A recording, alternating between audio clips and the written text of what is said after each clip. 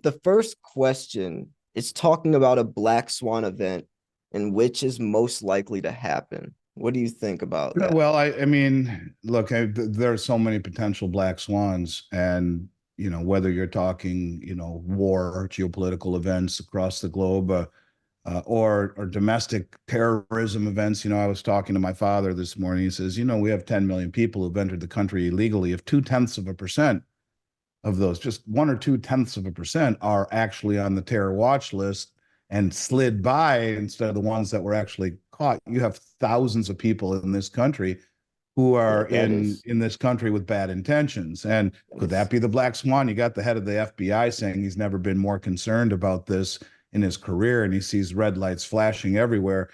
You have the folks at the World Bank, who are meeting right now in Davos, World Economic Forum rather, who are on their website have a simulation of a cyber attack. Now, the last time they had something like this on their website was 2019. It was a pandemic, and lo and behold, what did we find?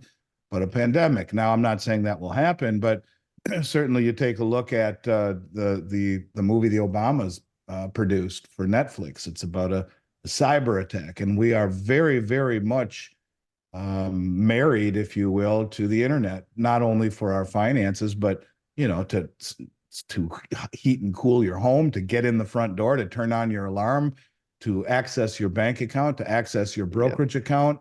Everything is digital nowadays, and this is one of the nice things about having gold and silver, of course, is that it carries no counterparty liability.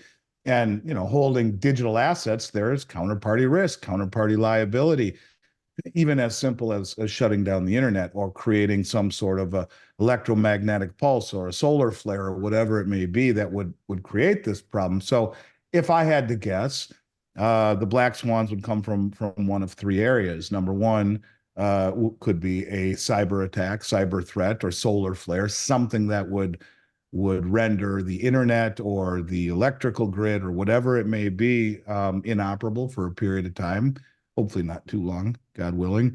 And one could be a homegrown terror threat. We've been warned this ad nauseum by the head of the FBI, and certainly with all the people entering this country illegally every single day, the chances of that happening, people entering this country for unpure reasons, becomes greater and greater and greater when you look at the numbers that are coming in. And then the third is the one that I've focused on forever, and that's just the growing de-dollarization trend, the BRICS trend.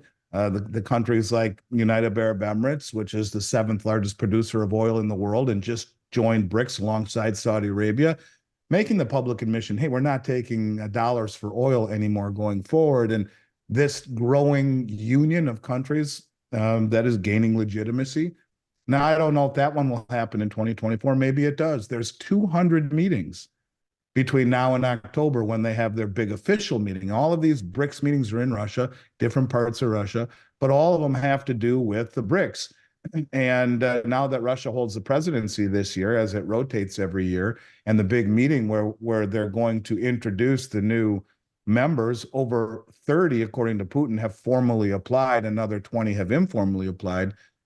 That's in October. So whether it be that in October, the election in November, or all of the things surrounding that lead up to it with the fragility of the over-leveraged, undercapitalized banks, all the people who've entered this country illegally, some with impure intentions, and or the possibility of some form of a cyber attack or cyber event, whether it's man-made or not. We're too reliant upon a system that if it goes down, then what?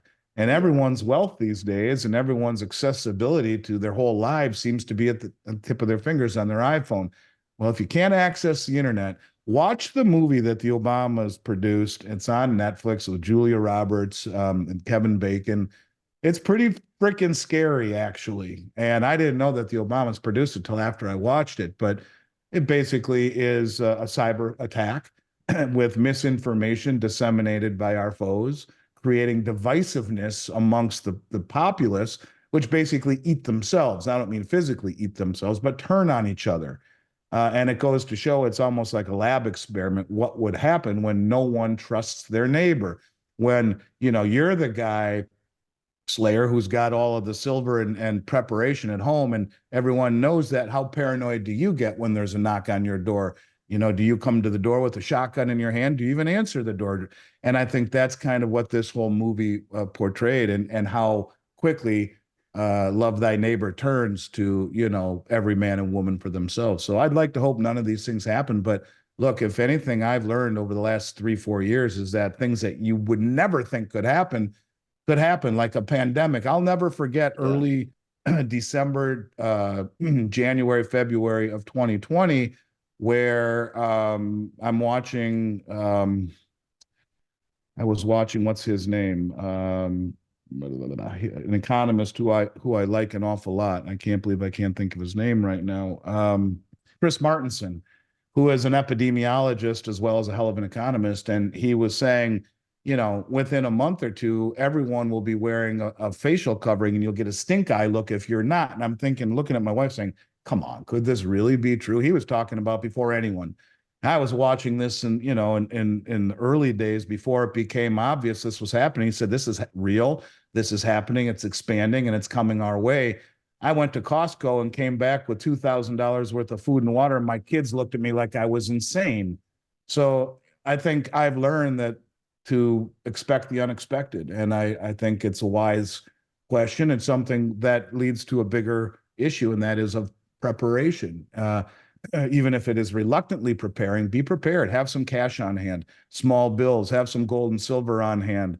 Smaller, the better in terms of 1 ounce or fractional ounce pieces. Have some food and water good enough for a couple of months. Have something to protect your family with. And I was on a podcast earlier today where I said, look, the Titanic sunk. I was asked the same question, and it sunk, and people died because it could never sink, and they didn't have enough life rafts or easily accessible. Right. Build your life raft, get your house in order, and I hope you never need to use it.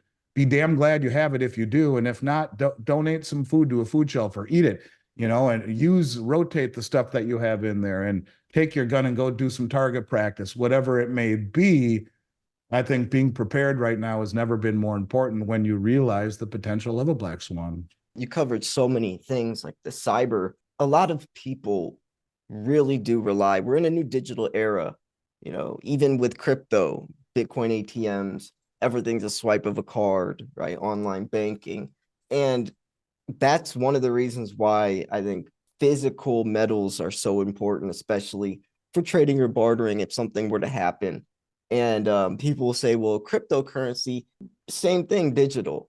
Even if your money is on an Exodus wallet, a cold wallet stored offline, you're still reliant on the internet, or even banks shutting down, even if you have your stuff in a safety deposit box. I feel more comfortable being in complete control. Yeah, I think counterparty liability, or the removal of it, the complete absence of it, is sound. I think the Yeah. whole concept of counterparty liability will take on a whole new phrase or new meaning over the next weeks and months and years ahead, as this system unwinds, that is very over leveraged and undercapitalized. And with that, you have the risk of default and of failure, and the ability to value something based upon a counterparty's ability to perform, especially in the case of derivatives, is a problem. So Yeah. yeah, removal of counterparty risk adds value that I don't even think you can put a price tag on at this point. Yeah. Sometimes it's unrealistic, like if you're gonna buy, like millions upon millions of dollars in gold and silver, you know, you that's kind of unrealistic to just have in your, in your closet or something. But um you mentioned also, and this is the one I think is growing to be most likely. Like the question was which you think most likely. You mentioned de-dollarization, but the amount of that statistic you said, even if it's like 2.2%, that's still thousands of people that could be on the watch list or terrorists. That is scary. I feel like Yeah. that's also growing, and it all is intertwined. I feel like all of this, especially the last two, de-dollarization and terrorism, I feel like those two could be kind of weaving into each other, making it even speed up quicker, for being the most likely, which is even more scary. But yeah, wow, that's stuff to think about. Yep, Um, 100%. I agree.